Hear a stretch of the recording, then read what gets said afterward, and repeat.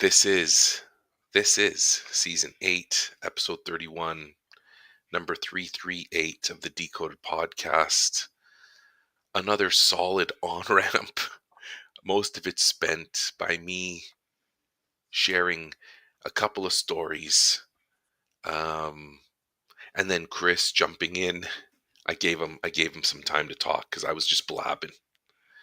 Not that I gave it to you, but at the end of my little rant, I was like, sorry, I took up all our time. And then you provided me with some golden nuggets, your experience. Stuff that can only be put on the on-ramp. It can be put on the on-ramp, and I want to start this episode by saying I'm thankful for your ear and Gary's ear, because Gary got an earful from me today, 2 days in a row. I went to a PD session on Thursday. Gary was there, so I shared some of my experience, some of my lived reality. And then yesterday in real time, I shared with Gary as well.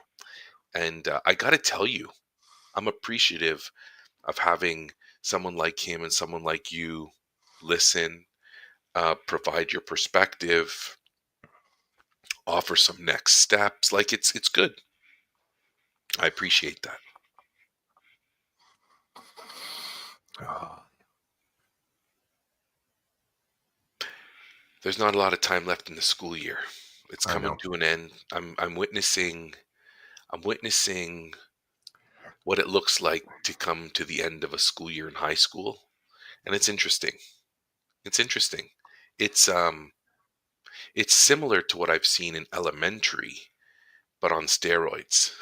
Like older kids that kids that can drive, kids that operate a certain way that isn't as innocent as what you'd see in an elementary school. Man, I still can't get used to this idea that I don't know if this happened when I was in high school.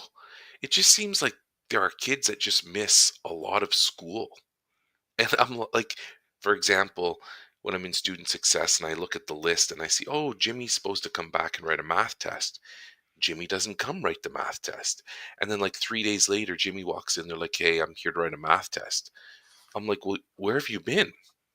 And then, sometimes it's a rhetorical question. Sometimes it's, I don't want to know. I just ask it. But sometimes they answer it. And they're like, well, on this day, I didn't go to class. And I'm like, use the S word. Did you skip? Were you sick? What? They're like, yeah, I skipped. I'm like, well, you understand. Like, then the adult role in comes out and it's like, you understand that you're skipping classes, you're skipping a math class. My understanding of math in high school is it goes a million miles an hour every day. You're going to be lost, kid. And then they just look at you. I'm like, well, here's the test. Well, I don't know what I'm doing on the test. I see these patterns and I don't like the patterns I see. But again, I've told you this. If they're polite and respectful to me, then I go with whatever the flow is. I do my best to assist as much as I can. I try to problem solve with them, and from the outside looking in, people would think we're crazy. People would think I'm crazy. Some of the accommodations and some of the entertaining of their situations. Some people would just say this is nuts. This is what's happening in education. I'm like, well, I could drop the hammer, but that's not going to help anybody. I mean, the kid's going to learn that they've messed up regardless of how much I help them, because you can stare at a math test for an hour and it's going to be the same result if you don't know what you're doing on the math test. A kid said to me yesterday, I really don't know what I'm doing on this test.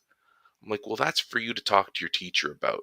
That's for you to study, maybe, because it's clear to me now that I've known you for this long. You don't put any time into your learning. So I don't expect you to be able to write the test, because most normal people need to prepare for something like this. Where are your notes? I don't have any. It says here you're allowed to have a cheat sheet. I didn't make one. And then I dropped the Roland okay.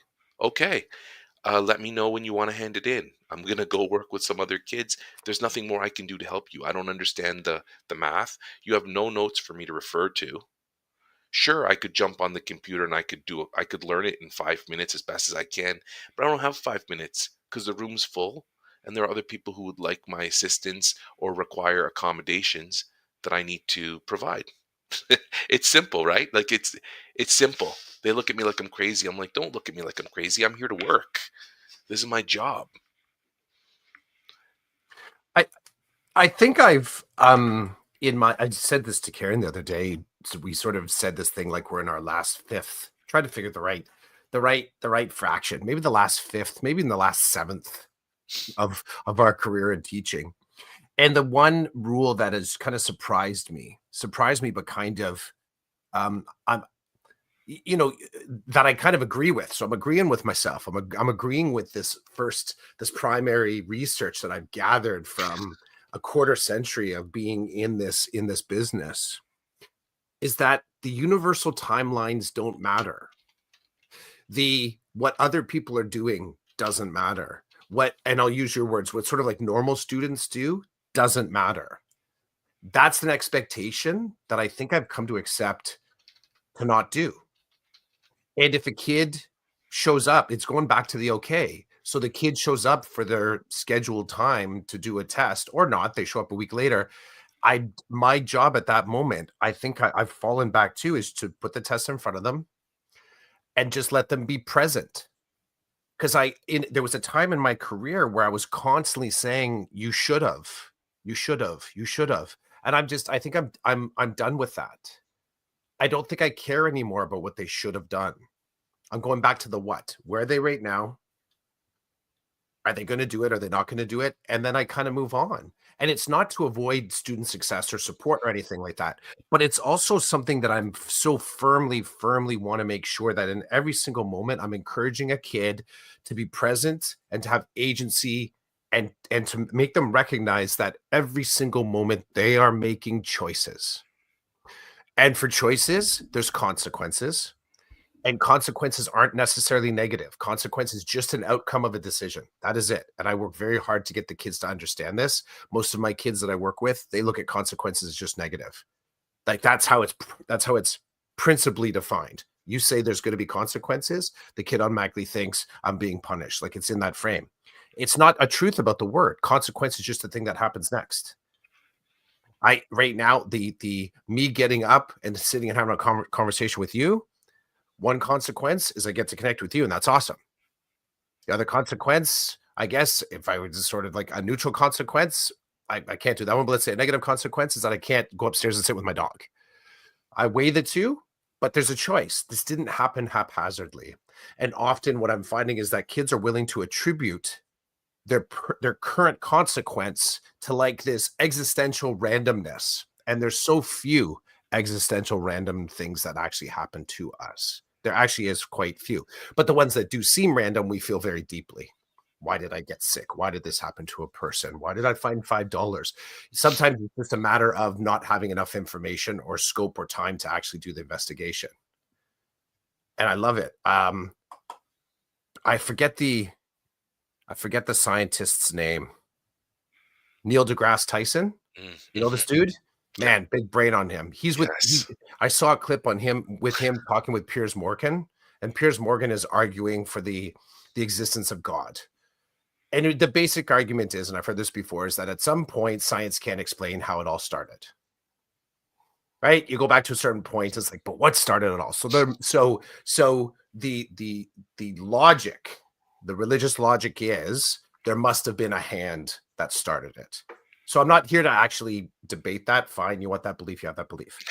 But Neil had a very good, we're on first name basis. Neil had a really great sort of point.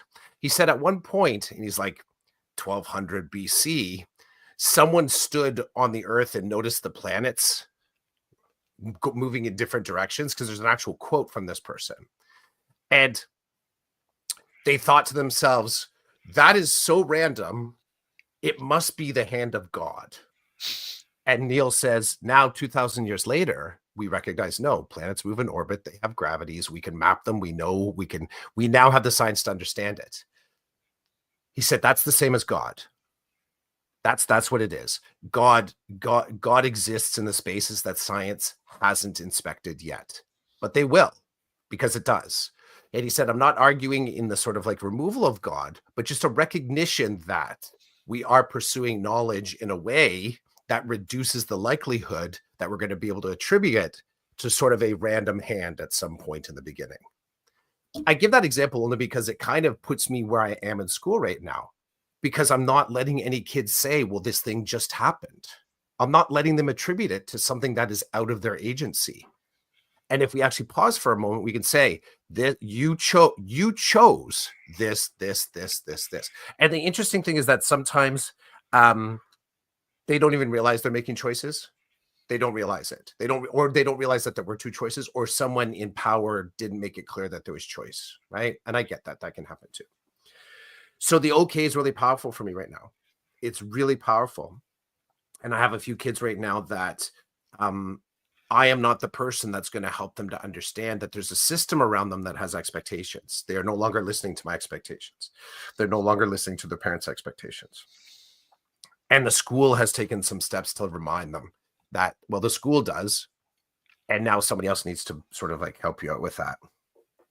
But I like this moment. But I'm also, again, I'm in this point now where I'm so much less about the why these days, just the what. What's happening in front of me? Let's deal with that. I I like that. I like that. I mean, we do chase whys, but sometimes it's you remind me talking like this about a situation yesterday where a couple of kids came into the room and I hadn't seen them in a long time. I know them by name. So I welcome them. I never see you two anymore.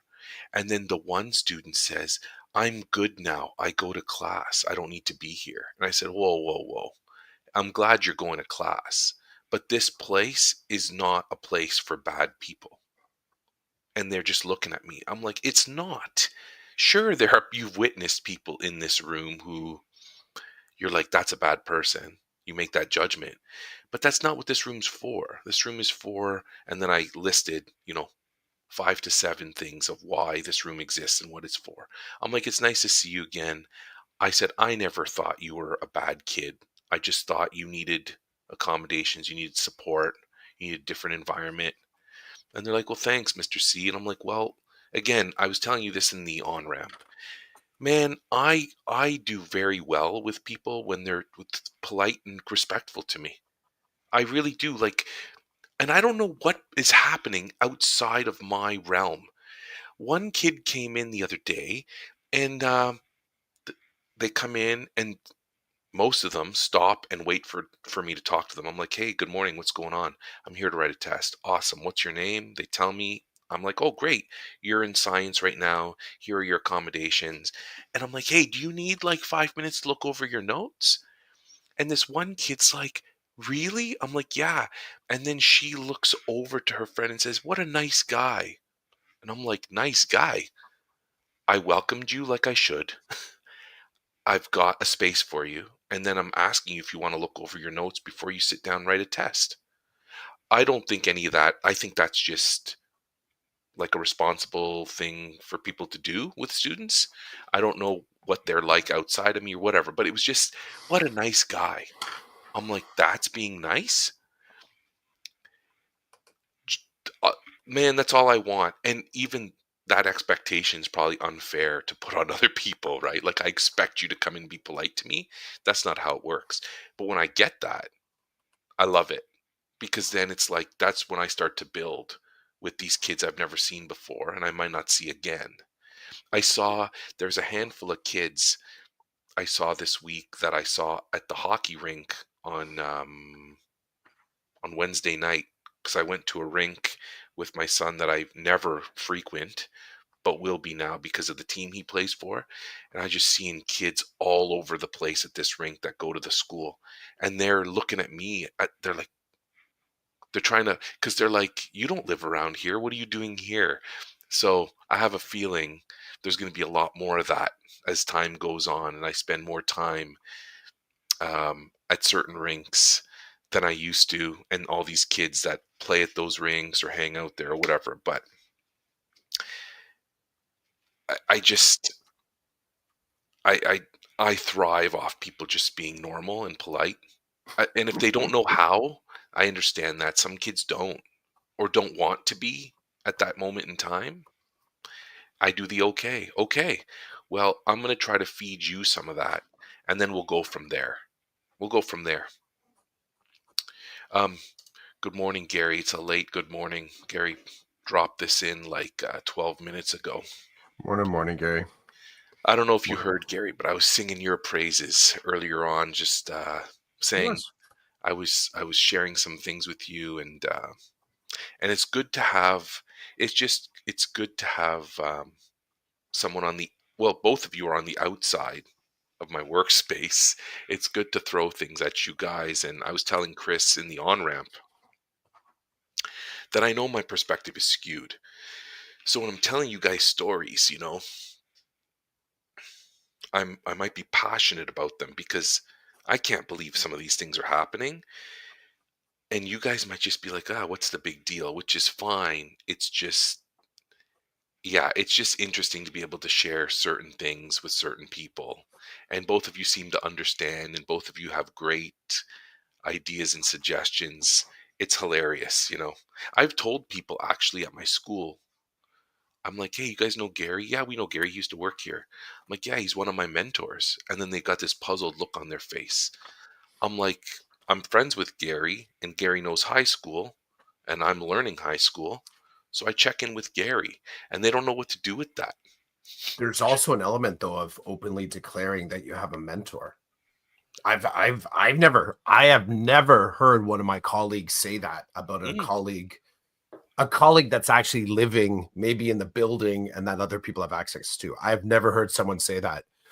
And let's say outside of an assessment TPA oh, evaluative moment, interesting. Yeah. it tends to be more attributed to who do you have as references, not who's an active contributor to you becoming a better educator. I don't hear that very often.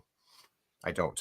Actually, sorry, never. I have never heard it. I've never heard someone call out someone. I'm like, oh damn, that person's still, they're just down the hall teaching math. I've said it. I've said a person I've attributed. I've said this person did this for me. Sometimes people are like, really? Them? I'm like, yep. And I can make it very specific. I like to make it really specific to what I gained. But I've never heard anyone say that out loud. This is the I know you and I have talked about this actively, but for someone to sort of hear that coming out of someone else's mouth, I guess you're right. I don't hear it either.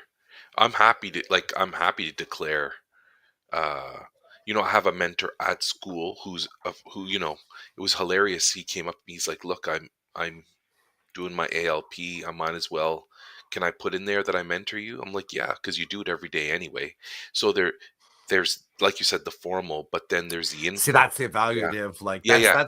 that's that moment of saying, I need it. I need it to enrich my status.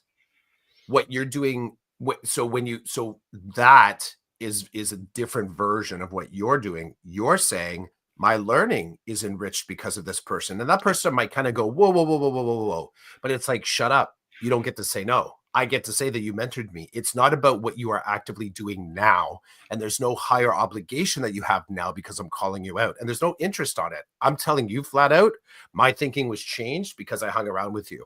So you can try and brush it off. You can try and say, be effusive and say, oh, really? You're better off just to say, okay.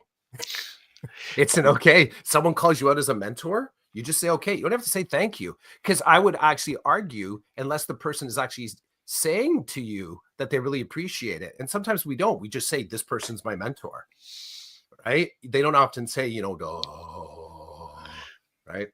Gary says mentor, no, but friend and colleague that So learn see, and he's grow doing it. together. He's Yes, doing it, but really, I will take a leap here. He doesn't get to say that he's not your mentor, fair enough. Yeah. right? You don't. It sucks to be you, Gary. Sorry, but you can't say no. You can't say no. Well, here's the thing. You should see people's faces when I talk about mentors who I don't even know. Right? Like so the whole YouTube thing and the whole Instagram thing, I follow people that I would consider I'm being mentored by, they have no clue who I am, that I even Mhm. exist. But I Yeah. live in this world now. I will latch on to certain people for certain ideas. So Mhm. yeah, Gary, you are my friend. But when I'm at work and I don't know what to do about a situation, my e-learn class with my assessment and evaluation, I message you. I'm like, yo, Gary, can I do this? Or what's the fence around this concept? Um, and then Gary provides information from his perspective and his knowledge and understanding and his experience. Mhm. And I go from there. So yeah, you're my friend, but I also see you as a mentor as I do my day-to-day work. Um, I know we gotta go. Sorry for going over, Chris. No, this is a good point. This is a good point to move on. Um, okay, awesome. Any final words, Chris? No, not at this time. Great. Mutual benefit. Yes, Gary. Thank you. I'm glad that I can bring something to the table because sometimes I feel like I'm not bringing anything. I'm just asking, asking, asking. But I'm open to anybody's questions. But that's okay. So, no, I do have a final thought. I get it. That's an agreement between the two of you. You have an accord, mutual benefit. But mentorship doesn't have to do that. That's the key point there, right? It's not obligatory. It's not transactional, but for it is entirely reflective and singular and selfish in a good way.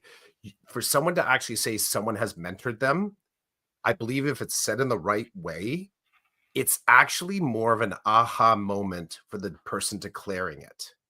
Because for someone to actually open themselves up and say that they learned something from somebody, consequences could be good or bad, but they were mentored in something. There is a certain um, self respect that I think is boosted by accepting the fact that you allowed someone to help change your thinking in a way that is useful to you. I think that's really, really critical. And to say it out loud, people should say it out loud a lot, I think. But yeah, I'm being argumentative, Gary. I don't know why. My coffee wasn't good this morning. That sucks. Yeah, yeah, you know it. I know it. This was season 8, episode 31, number 338 of the Decoded podcast. Have a good weekend. Peace, man.